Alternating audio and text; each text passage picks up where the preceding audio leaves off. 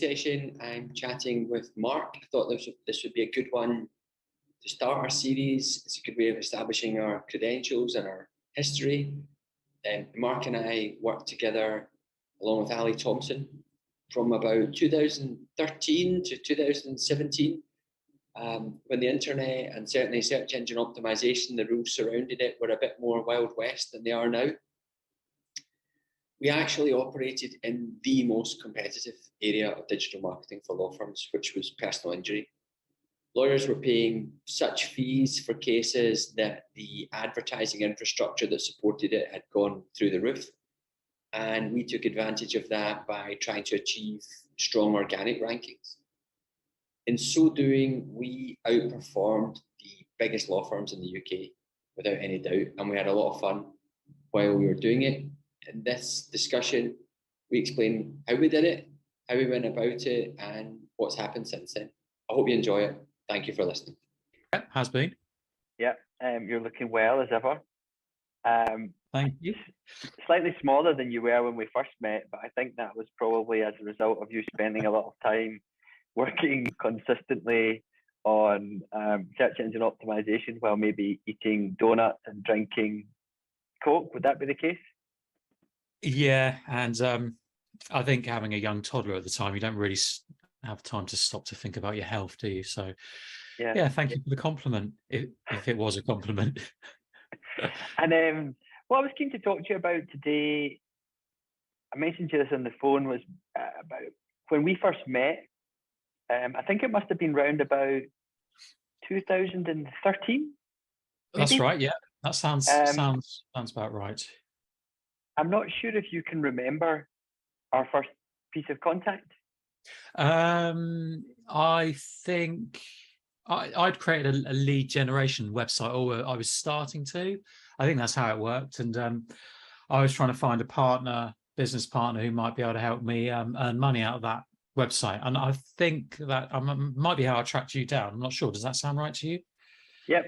No, it was via LinkedIn. In fact, I remember receiving the inquiry via LinkedIn. I think as you said, you had set up a personal injury website to generate inquiries specifically focused on the London area. That's it. Yes. And you'd reached out to solicitors, I think via LinkedIn, and unsurprisingly, none of these solicitors had actually got back to you. Yes, now the bell has rung for me. So yeah, that's right. So I created a website to generate personal injury inquiries effectively. So for people in London looking for a solicitor so they can make an accident claim. And I can't remember how long it took me to create the site, maybe 3 to 4 months, possibly 6, I'm not sure, but it started to generate inquiries. I can't recall if I had a phone number on it. It might have just been email inquiries. So in my mind, it was quite a valuable asset. So I thought I need to find someone who also thinks it's a valuable asset, who can actually do something with these inquiries. So I contacted a load of solicitors, and sadly, for them, I guess, retrospectively, none of them really understood what I was talking about, didn't respond, or probably thought I was a bit of an idiot. And then I think I contacted you. And, yeah. Well, I think at that time, lead generation within the personal injury sector was not something that was being done hugely online. It was mainly being done via claims management companies, liaising with solicitors and selling them leads that they were generating through other means. And at that point, as far as I can remember, I think personal injury was the most expensive category of online advertising that there was. Yeah, and that's why I created the site. So at the time, I mean, I've worked in online marketing since 1999, I think. So quite a while, and about 10 years ago, I became my own boss and started creating websites that would hopefully earn me money. I wanted to create a website where I knew there was high value customers. So if I recall, I looked in the Google AdWords system to see, well, what search queries cost the most in Google AdWords for someone to click on. So, you have the normal organic search results on a Google page, and then you'd have the ads down the side, very much like you still do today. And people could bid to have their ad there. Now, what I found was, after just trawling through data, that search phrases such as accident claims in London or personal injury solicitors in London, they had the most expensive average clicks. Now, I can't remember exactly how much it was, but it could have possibly been between £30 to £50. I can't say that for sure, but that sounds about right. So I thought, well, if a law firm's prepared to pay £30 every time somebody clicks an ad, surely they'd be inclined to take leads if I can generate those leads at a potentially a cheaper cost for them, or a constant tap where they don't have to spend on advertising through that way. So that's why I created this initial website for personal injury solicitors, leads within the London area. So that was the that was the rationale behind it. It was just me trying to find a leads that I thought had high value. I didn't have any particular affinity with the legal sector at all at that point. It was just, that was why. So no legal experience or no understanding of the legal market? No, I've never had to use a solicitor, and I've never had any interest in law, and I've never made a personal injury claim myself. So it was no, totally fresh to it. Yeah. And was this a strategy that you could follow in other niches, or were you following this in other niches as well, or was there a group that you were a part of? I mean, at the time, if I kind of cast my mind back, so what we're now 2022. So I think around 2010, I was working. Was it 2011? Yeah, around 2011, I was working in Switzerland at the time for a company, and cut a long story short, I was kind of very responsible for my own time, and I wasn't really accountable to anybody in the office, and I had a bit of time on my hands outside my job, so I started researching ways where I could make more money online. So came across these various groups run by chaps in America of how you could use something called SEO, search engine optimization, how you could either get clients and get their websites high up in Google, or create your own websites and then monetize them in some way. Now, obviously, as I was working for a business at that time, trying to suddenly set up a client agency wasn't going to be the easiest thing for me to do. So I thought, well, let's use these skills that I'm learning within these courses to do search engine optimization and create my own websites to make money. Now, I think off the top of my head, before the personal injury one, I think I tried something like double glazing. I'm sure it was something along those lines. And I ended up selling the site, not for huge amounts of money, but to a double glazing firm. And then I was like, well, if I can do that for that, let's now try it for something which could be more lucrative. So the reality was, the personal injury site it was only like the second ever website I'd ever tried this kind of search engine optimization on. And I started to get results very quickly, I found. And when you say quickly, I mean, I think the impression I got from you at the time, and I think it's worth highlighting, is that knowing you as I do now, and for the length of time that I do now, and also the working relationship that we developed, you are a fairly obsessive type of guy, and that once you are into something, you're fully into it. You know, you go full tilt at it. And for me, that's been something that would typify the effective search engine optimization practitioner, in that there is a significant amount of work that has to be put in place prior to any return being generated, particularly if you're working on a new domain. Could you explain just a bit about that, because you're sort of underplaying it a bit, but I imagine the work that you put in was fairly significant. Oh yeah, it was huge amounts. So the task, obviously, it was creating a website and then making it look like it was legitimate. So it couldn't just be a blog; it had to look like a bona fide legal firm, despite the fact when I set it up, it obviously it wasn't. So there was setting the website up, the design of the website, then the content. So what I had to do very, very quickly was research what people are searching for. So in London, it might be they're not just after a personal injury solicitor in London, but they also might be searching for, let me just think, it could be an accident they've had in a supermarket, or it could be they've tripped on a loose paving slab somewhere in Westminster.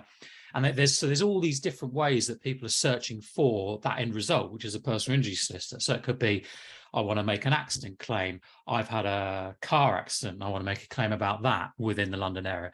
So it's doing all that research. Right, what are people searching for?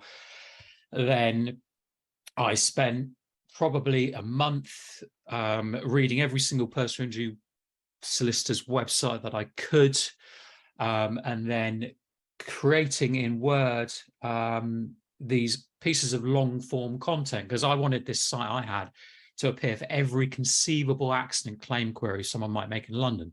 So there was a page about a supermarket accident claim. There was a page about a road traffic accident claim, work accident claims. I mean, in the end, there was probably something like 50 odd pages, all of which I wrote myself. And, you know, the length of these pages, they could be, you know, 1,500 words in effect. So I very quickly became not just someone who was doing SEO, but somebody who had a over averaged knowledge of the personal injury market, obviously not compared to a bona fide solicitor, but for the majority of people. So having to write all that content. But then it wasn't just about the website and the content, but it was getting it to appear in Google. And that's where the SEO, or the sort of the science behind it came in, which is a different conversation again. So yeah, there was lots of work to be done, because it's not just building a website. You don't just build it and it appears at the top of Google. In those days, there were lots of, I guess the best way to describe it was hacks and tricks to get it to appear above, you know, the long established personal injury companies that had been in London or the UK at that point, all those big names. And it used to make me laugh, because I'd watch TV and you'd suddenly see a TV ad for a personal injury company. And you think, well, I don't know how much they're spending on these ads. And I thought, well, in the space of 6 months, I've almost cornered that market in London, just by myself. So that was, yeah, that was. I think you know, the content itself, the amount of time that you spent writing that, I remember it being very significant. I remember at the time when you spoke to us, you were already ranking extremely well, and you were generating, from memory, I think about 50, 60 inquiries a month at that point. And that was before we'd even put a phone number on the site. The search engine optimization, so there's the content and there's the design, and you have to make sure that it's appearing well in search, and it looks like something that somebody would call and they would trust. Yeah. What did you think of the state of the search engine optimization market at that time, particularly in relation to solicitors and personal injury, given how much people were prepared to pay for inquiries or for calls at that time? Yeah, I mean, I think, okay, so I'd come not too long after building that website, and it started to generate leads. I left my job, moved back to England, because I could see that I could make money out of this. Now, what I soon quickly realized, having moved out of a corporate environment into being my own person, you realize that the knowledge within sort of a corporate business, you know, whether that's a big law firm, in terms of digital marketing, was virtually nil. And then you also compare that to sort of knowledge you might see in a what would be called a web agency. You know, they'd be selling SEO, but actually at the time what they were doing might get results in some markets, but in the highly competitive ones, it was unlikely to, because and then this is just my personal experience. The people I knew who worked within corporations as digital marketing people, and also the people, or a lot of people who were working in digital agencies as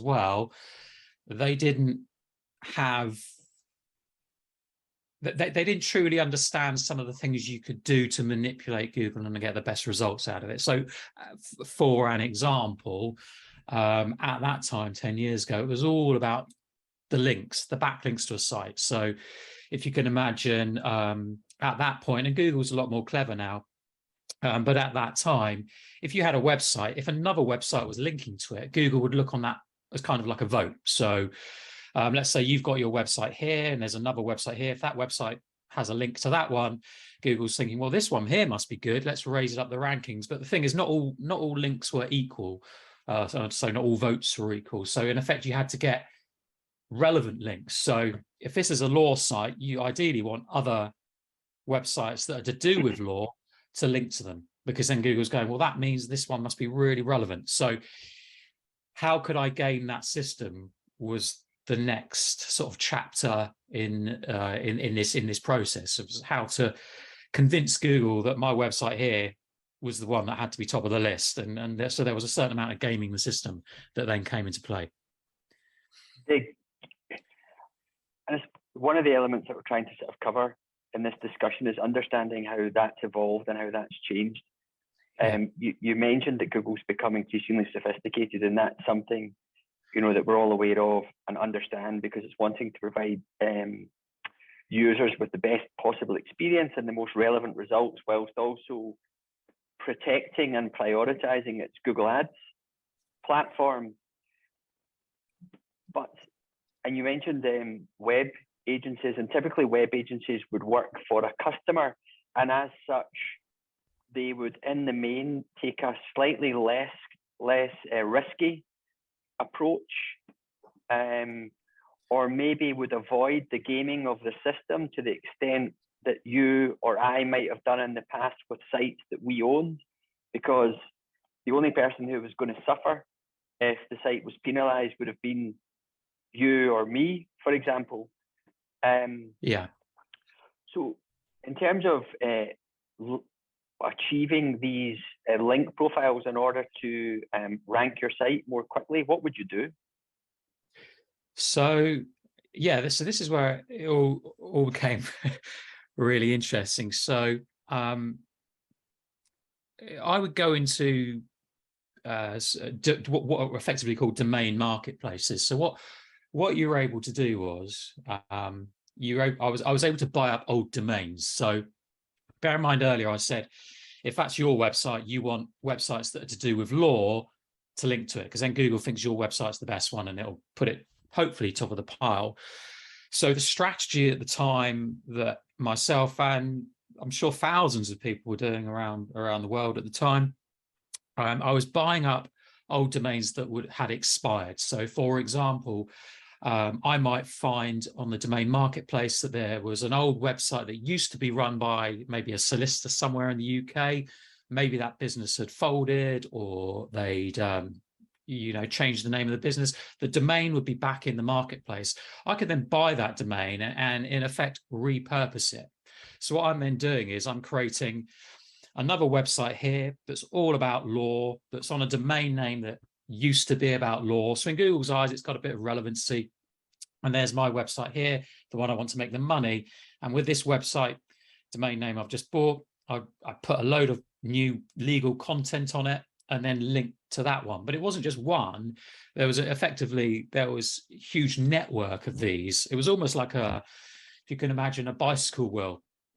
So you've got your website in the middle and you've got loads of other spokes around the outside all linking into the middle. Well, on the end of those spokes were all these these old domains that I bought, repurposed, tried to legitimize them in Google's eyes by making them look about law, putting law content on them, logos, and then linking into the site that I wanted to rank. Now, you had to make sure that you didn't want to leave a footprint behind for Google to see, because whilst I wasn't doing anything illegal, what I was doing was against Google's terms of service. So because I was in effect trying to manipulate the search engine. So every single one of these sites on the outer of the spoke had to be, I had it on a different host, a different platform. I'd have different Sorry, let me just get rid of that message that just popped up on the screen. I had to get rid of. Sorry, I had to put different personas behind them. So part of that was creating their own Google properties in effect. So I'd end up going to the supermarket when it first opened in the morning. I'd be buying maybe 10 to 20 £1 SIM cards, probably looking like a drug dealer. Then I'd come home. What I'd then do with those SIM cards would be I'd register a Google business to all these other sites to make them look like someone completely different, and then link them to that site I wanted to rank. I hope I'm explaining this properly, but it was just a way of trying to hide any footprint with Google. So in order to effectively get your Death Star personal injury site in London rising to the top of search, you were buying old domains that belonged either to law firms or businesses that had been associated with the legal market. They already had a digital footprint to an extent with a backlink profile, and then you would then point those sites, or you would link those sites to your main site, and as such pass on the domain strength, and it would increase the rankings further in Google. Yeah, that's right. I mean, yeah, absolutely. So, and just because with each of these sites, you would also be spending time writing content for them, and content written belonging to a Google personality. And by that I mean, and it's something we can discuss, is that Google was beginning to place more importance at that time on the relationship between an online property and a physical property. Yeah. And an actual person. Yeah. Yes. Yeah. That's right. Yeah. So, yeah, personalities had to be created, personas in effect, which is where obviously these different phone numbers came in, because I had to create a Google. I don't think they do it anymore, but you used to be able to create a Google Plus page, I think it was called at the time. Yeah. And, if people had a Google Plus page, you could then say they owned or they were an author of a website. So it was just me, but I had multiple personalities. There was something like, I don't know, I was probably running 30 to 50 websites, all to get that one website to rank. And when I say running 30 to 50 websites, it wasn't like a daily thing. Once I'd set one of these outer-spoke websites up under a different personality and linked to the main one in the middle, I could kind of leave it be, and just very rarely do any maintenance on it. So yeah, there was a heck of a lot of work involved to game the system, as it were.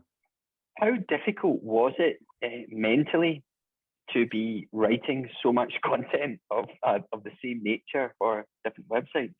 Oh, yeah, it was really tough, and I got completely burned out by it. But another thing worth mentioning, it wasn't just the London one I created. I did ones in other cities around the UK. Off the top of my head, let me just think.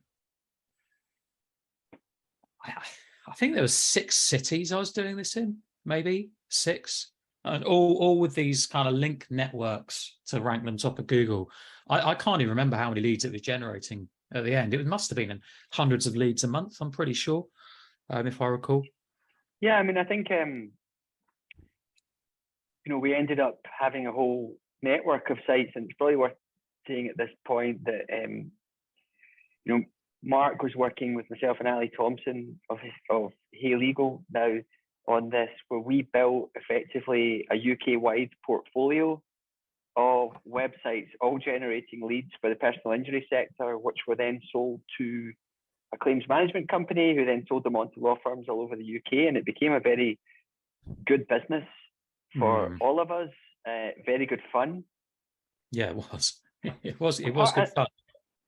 I think part of the aspect of it being good fun was because there was, there was the gaming of the system. There was the fact that the risk you were taking was entirely your own, and that the sites were your own, and you were able to take more chances with them than you would do otherwise. Yeah, but also absolutely. they became very significant generators of revenue for us all. And I know you've described it as being that there's obviously a lot of work involved behind the scenes, but once you got a site performing and performing well, they became relatively passive sources of income. Yeah. Yeah, I mean, they could become passive sources of income, but there's no real, I don't think you can really describe it as passive income, because the amount of work that went in before that was incredible. But you're right. It was the tactics that were being used. I wouldn't have used them on a client's website, because there was always that risk that Google would go, hang on a minute, we can see what you're gaming the system. And the risk was potentially that they then de-index your website out of Google. Now, that never happened. Never happened at all. The sites were never penalized, but there was always that risk of it happening. So I always looked on these websites as they are disposable. They probably won't last forever. But I can take this risk on it because it's my risk, right? I wouldn't have done it on a client's site. So, earlier when I was saying about, I don't know, possibly agencies working for a client, and maybe I was a little bit unfair on people working in agencies, because actually the reality was it would have been quite risky to have done this on a client's website, because the risk that you run is Google could, like I said, remove that website out of Google's search index if they think you're using nefarious methods to get it to rank. And you wouldn't want to have that responsibility of someone's day-to-day business. So, yeah. I don't know if you remember, but round about that time, Irwin Mitchell, Yes. who are one of the biggest personal injury firms and nationwide law firms, their site disappeared from Google. I think it was from the Penguin update, and the reason Yes. the reason that I know that is because I shortly afterwards I sent the chief executive or the managing partner of Irwin Mitchell a postcard with a penguin on it, saying, I know penguins are cute, but not when they destroy your online presence. It was something along those lines. Unsurprisingly, I never heard back from them, but I think what it did show was that search engine optimization has always been considered a dark art. People used to say that to me, and I think part of the reason for that was because there were degrees of risk that you could take in terms of your approach, and as you mentioned, there was the link building. Now, at that point, certainly prior to that, all link building roads seemed to lead to Mumbai, and it was the volume of links that were pointing back at your site rather than the relevance that could quite quickly bounce you up the rankings. But the risk you ran, I think, was what ended up happening was this sort of unnatural link building pattern. But the way that you describe it, that was something that you were avoiding by being very careful about the types of sites that you were choosing. Oh, yeah, absolutely. So, yeah, I mean, everyone who's worked in business for the last decade will remember those emails you get from companies saying that they can get your website to the top of Google, and potentially it might have worked at some point, but I tried to be a bit more prescribed and a bit more, I don't know if scientific's the right word, maybe just a bit more sneaky, maybe, and that's a better descriptor. But effectively, yeah, that's why I said earlier, I wanted every site that I own to be on a different host. I wanted to have a different Google account associated to it, hence all the SIM cards, because you need a unique phone number to create a Google account. I wanted all the websites I was running to have different designs on, different footprints, almost like a different personality, like we said earlier, because that was the way that you wouldn't be detected in an algorithm. So for example, the sites that did get hit, maybe by a penguin or whatever it might be, if they've got 1,000 links coming to them that have been manufactured from 1,000 different websites, but all those websites are on the same guy's host somewhere in Manchester, then it's obvious it's the same person creating those links. So that's what we tried not to do. And I say we because there were other people. It wasn't just me doing this. There were other people doing this as well, and who were very successful at it. More successful than myself, for sure. No, I don't know if you remember. There was one site that we worked with a lot, which was similar and performed, Yeah. astronomically. Yeah. Outperformed all the major personal injury players nationwide for the most expensive key phrases on the internet. Yes. And the approach that he effectively bought the domain of that belonged to an inquiry, which had been pointed to by press all over the world. BBC, university websites, Wall Street Journal, turned that into a personal injury site and then pointed it at his domain. And it was an incredible achievement, and the amount of income he made from it, in comparison with most solicitors who are spending their time knocking their pans in with billable hours, was, it had to be applauded. But I suppose, to a large extent, these elements have begun to disappear from search engine optimization. But what I'd like to go back to is you mentioned this, the Google Plus profile. Yeah. Google Places became a very, very quick way of achieving good rankings for, certainly we did it in Really Go Technology, for our customers. And at that point, all you had to do was claim a place and list your firm, and suddenly you started appearing in what was called the snack pack, which appeared with local search engine results. Yep, that's right. At that point, it was extremely easy to claim a place. Can you remember some of the techniques that you used for that? Yeah, so if I recall, so let's say, and I'm going to make a hypothetical example now. If you'd said to me, let's generate personal injury leads in Liverpool, we would have created the website to make it look like a bona fide legal firm in Liverpool. But part of that would have also been giving them a physical postal address, because Google wants to know that you're in that geographical area. So how do you get a physical postal address? Well, you just go to a company like, I think Regis were one of the companies, where you can lease office space, but you don't actually have to be there. It's kind of like just like a PO box in effect, but not a PO box. So yeah, we maybe spend £30 a month to get a virtual office address. That's the word I'm looking for, somewhere in that city. We then use one of these throwaway SIM cards in order to validate that it is, it's got a unique phone number. It's a genuine business, despite the fact in reality it wasn't even in that city.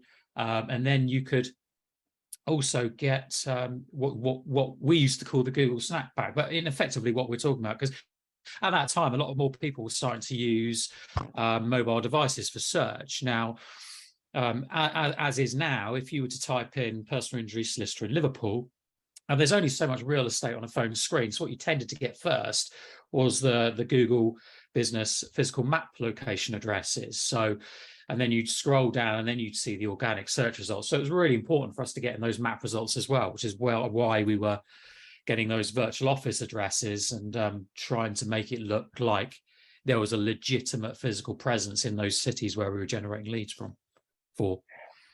And I mean, I do remember we had a sort of family law network, and I think the first site I set up, or the first sites we set up, were round about 2009.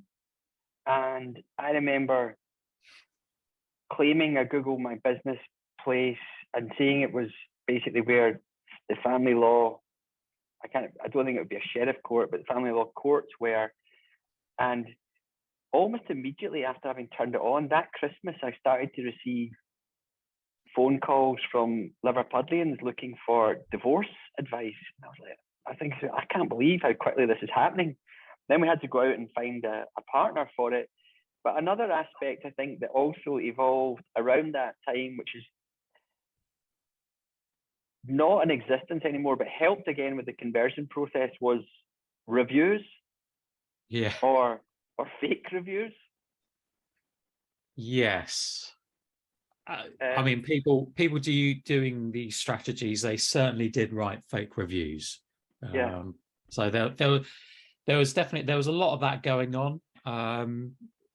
I can't say much more than that. But yeah, I mean, you couldn't get away with these sort of things these days, I don't think. But yeah, certainly within the search engine optimization world, trying to game the system with fake reviews was another tactic that people were using at the time. Yeah. And what we're talking about here, Mark, is the sort of techniques that would have been described previously as white hat and black hat. Black hat being, or sort of white hat, the good guy, following the rules, following Google's rules, doing everything by the book, slowly catchy monkey. Whereas the black hat approach was a bit more outlaw, looking at the rules, interpreting them, looking at gaps and looking at techniques that could then be used to, as you say, to hack them or to game them. Where would you have placed the type of activity that you carried out at points, and was we did as well with certain sites, on that scale of black to white? Well, I don't know. It's important to say, when I used to say, describe some of these search engine activities to people, they'd be like, I remember one person said, but that's against the law. And I'm like, it's not against the law. Don't be so ridiculous. It's not against the law to build backlinks to a website. You're mad. What it was against was Google's terms of service, because they were very clear that you cannot deliberately try and manipulate the search rankings. And that's what we were doing. We were deliberately trying to manipulate the system. So this whole black hat, white hat thing, I never really got on with that, because I guess it stems from cowboy movies, I'm assuming. We'd have the baddie would be wearing a black cowboy hat and the goodie a white cowboy hat. I wasn't a baddie or a goodie. I wasn't hurting anybody. I was just generating leads within an industry, earning some money for myself, and also connecting up somebody who had a genuine business inquiry with a genuine person who could provide that help to them. So the whole black hat, white hat thing, it was never something I really subscribed to. But if you were to ask an outsider what sort of SEO was it I was doing, they'd probably say, oh yeah, that's black hat SEO. I'm sure they would say that, yeah. Yeah, but the thing is, in terms of Google's terms of service and gaming the system, that's how the entire search engine optimization service evolved. Because I remember the first firm that I worked in, Digby Brown, who became a massive, personal injury player, certainly in Scotland. They were way ahead of their time, and I remember the first search engine optimization company that they used, and it must have been in about 2001, 2002. It was very, very early, and the techniques used then were used to game the system. Yeah.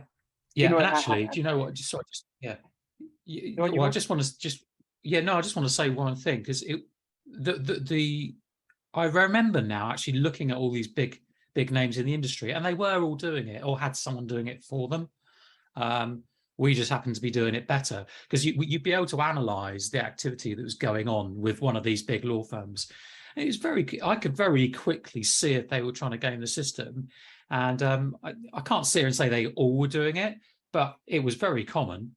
And sometimes you'd look at it, you'd laugh, because you'd think, that is, if I can see that they're doing it, those top brains at Google are going to know that they're doing it, with their computerized robotic systems. So, yeah. Well, I think at that time, what was clear was that you were having people within marketing departments of bigger firms being charged with looking after the digital marketing. They then speak to an agency, and an agency starts explaining to them how they can how they will improve their ranking. Now, they're not really interested in how. Yeah. What they're interested in at that point is the outcome, and they didn't really understand, I think, the risks that were involved. And it was quite difficult in some regards, I think, also because the rules would change continually. Yeah. So something that would work, such as the unnatural link building, would work and would work for a significant period of time, and then Google would release an algorithm update which would then penalize those unnatural link building patterns. Yeah. It was quite hard to predict in certain ways. And they still do it to this day. I think in the last 3 or 4 weeks there's been a couple of Google updates, so it's still certainly going on. And yeah, you were constantly on your toes, looking at, you know, where you were in Google, what the numbers were on a daily basis. It's actually quite stressful looking back on it now. I'm glad I don't do that anymore, because effectively, you know, you have all your eggs in one basket with some of these websites. So yeah, it could be it was hard to continually be ahead of the game. Yeah, I think it's hard, and I think what we've discovered, and certainly within Moore Legal Technology, that's really, really important for us, is you're working with bona fide, legitimate, practicing law firms who have a continual desire to provide as useful a service as they can do, and you're able to reflect that on the internet, which ties in with Google's objectives for providing users with a genuinely helpful experience. Now, that's quite difficult to fake. It's certainly difficult to fake for a long time. You know, it can become very challenging because you're effectively trying to pretend to be something that you're not. And I think Google has been successful and will continue to be successful at weeding those elements out. So the gamification of Google has become more difficult and less attractive. Yeah, I mean, it certainly did for me. The tactics we've been talking about on this phone call, I got out of that game, I don't know, maybe 5 or 6 years ago, maybe 6 years ago, potentially. So I don't do that anymore. And I have a much less stressful lifestyle in terms of, you know, how my business works. But there are still people doing it. So, for example, the biggest threat at the moment is artificial intelligence or AI-based content. You know, with a click of a few buttons, someone could create a personal injury website within minutes or maybe hours, you know. So Google's now got that. And I believe the last few updates that have gone through this last week were probably looking at AI type style content. So, you know, and the reason people went to AI content was there was a sea change some years ago, and you spoke about it. Google wanted to present the most helpful information. So, you know, trying to create something, which is what I do now, which is truly helpful, that is well researched and really helps a customer. That's what Google values more than anything now, or wants to. At least that's what they say. So the whole AI content thing was another way people have been trying to game that. But again, that's something that Google appears to be getting possibly on top of, but it's a moving target for Google all the time. So I don't envy the people still trying to game Google in this way. It must be, it's just, you're just constantly having to either change what you're doing, or you're constantly losing your revenue overnight. You know, I follow some of these people who still do, if we use the black hat term, who still do black hat SEO. I follow them on the internet, you know, and you'll see them one day they're having hundreds of thousands of visitors a day, and then the next day they throw a graph up and it's just fallen off a cliff because they were using AI content or trying to game Google in some way. So it's not something I recommend these days, for sure. Yeah. And it was something, I suppose, that was of its time, was good fun, because as you said earlier, and we understood, you were able to beat the biggest providers, the biggest businesses, the biggest corporations, and using some hard work and some techniques, you were able to leapfrog them in organic search results, and as a result generate, you know, many hundreds of thousands of pounds of business. Yeah. Not for free, because of all the work that you'd put in, but it became a very, very good recurring source of revenue, and that was exciting and good fun. Yeah, it was, for because a in while. effect, someone in their bedroom like me could create an online law firm in 6 months that was generating, you know, I don't know what sort of sums. We'll have to talk about that maybe off the call, but there was a lot of money Yeah. being generated, Yeah. more than probably, you know, the majority of law firms. I'm not talking about obviously the big players now, but you know, if there was a law firm in London, we'd be probably beating it in terms of Yeah. its sort of the eventual lead revenue that it would be creating for those whoever picked the leads up at the end of the chain. So, Yeah. and And that's quite a mad concept, really, to think that you can do that. You could have done that at the time when we did. So, it's also, it's not surprising at all that lawyers didn't pick up with you when you were communicating with them at the outset, because it was quite out there as a concept. The notion that you could actually generate business online was not what it is now. And so, did you have any? Do you still have any involvement with law firms, or is that just that's in our no, past, or our no, shared no, past anyway? no, I don't do anything like that anymore. In reality, but what it did do, getting knocked back by these law firms who either didn't reply or just told you to bugger off, it just made me think, do you know what? I'm going to do this even better now, as a kind of an FU to them. I just like, I don't know. I guess to give them their due, they probably had snake oil salesmen contacting them almost on a daily basis. So it's no wonder that they gave me short shrift. But you know, it was lucrative for someone in the end, wasn't it? So yeah. And so you're not involved in doing search engine optimization for customers or for clients or anything like that anymore? You more run your own sites in a different way, generating income through them from advertising. I do a little bit of SEO and a little bit of AdWords for a very small handful of clients, people I enjoy working with. But primarily, I still do the same thing. I create my own websites that earn my business revenue. But everything I do now is entirely legitimate and on Google's terms of service. So it's about creating quality websites with quality content, great user experience.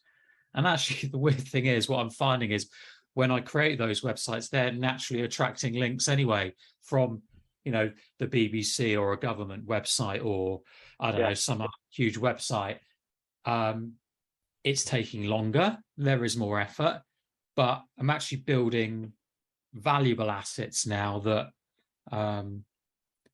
the reality is they're very unlikely for Google to ever penalize. So yeah. So you're sort of like a reformed gang member. Yeah, I guess so. Yeah, I suppose you. Yeah, I guess you. Yeah, maybe you could say that. Yeah, possibly Or so. sort of poacher turned game. Well, no, you're not really like that. But a reformed gang member, maybe working that you've been on the dark side or darkish side. You know, you don't like this black cat comparison, but darkish. And now you're strictly. I mean, I think if you're wanting to build something for longevity and less stress, then that's really the way that you have to go. And you have to be, I think, discovered that over time, that being authentic is a lot easier and more relaxing than trying to be something that you're not. Oh yeah, completely.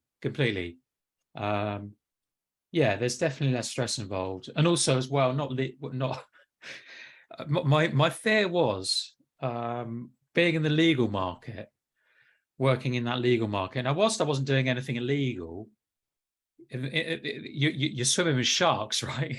Ultimately, and people who could quite happily probably try and sue you for something. I don't know what. So I was always a bit like, it was nice to no longer. Sorry, my wife's just messaging me. It was nice to no longer be trying to compete with lawyers, if that makes sense. Yeah. No, I think it's because it's quite telling when I phoned you to talk to you about this. You looked at the phone and thought, will I answer this, or is this going to be a legal issue? Yeah. Arising out of our shared past. But you know, I think that the truth of the matter was it was very good fun. It was of its time, and we all did well out of it.